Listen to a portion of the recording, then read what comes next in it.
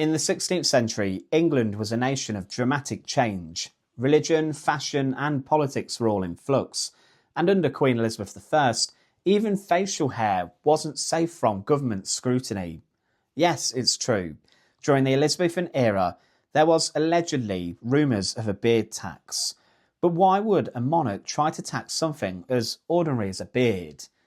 Let's untangle this strange story. The idea of taxing beards didn't actually begin with Elizabeth I. It may have originated earlier during the reign of her father, Henry VIII. Henry, who himself wore a thick red beard in his later years, is believed to have introduced a beard tax somewhere in the 1530s or 1540s.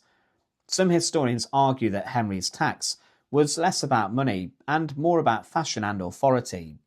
At the time, beards were becoming a symbol of masculinity and independence, and the king wanted to remind his subjects that even their faces were, well, under royal control. By the time Elizabeth I came into power, in 1558, beards were still fashionable, though the styles had changed. Courtiers and noblemen often wore small, neatly trimmed spade beards, inspired by figures like Sir Francis Drake and Sir Walter Raleigh. For Elizabeth, who was famously proud and sensitive about her image, fashion was more than vanity. It was politics. She controlled it carefully. Everything from clothing, colours to fabrics was regulated through laws which dictated what people of different social classes could wear.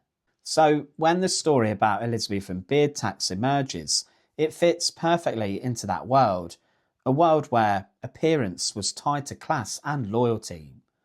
According to accounts, though debated by some historians, Elizabeth I either reintroduced or may have reinforced a beard tax that her father started. Men were supposedly required to pay a fee to keep their beard longer than 2 weeks' growth.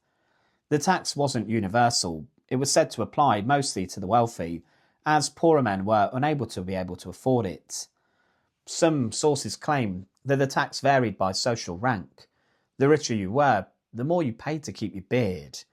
However, here's where it gets complicated.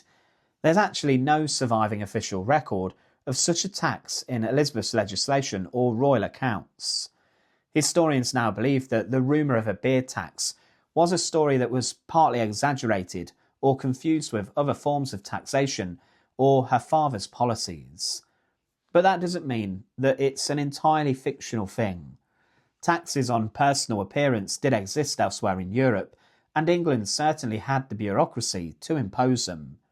What is undeniable is that Elizabethan court placed enormous importance on appearance, and that men's beards were subjected to scrutiny, both fashionable and political. Now, whether or not Elizabeth I truly profited from people's facial hair, the legend has endured because it fits her reputation, a queen who controlled everything in her realm, down to the finest details. So, the next time you see a portrait of an Elizabethan gentleman with a perfectly pointed beard, remember that under the Virgin Queen, possibly even a whisker or two might have cost you some money. Thanks for watching. If you've learned something new, click subscribe.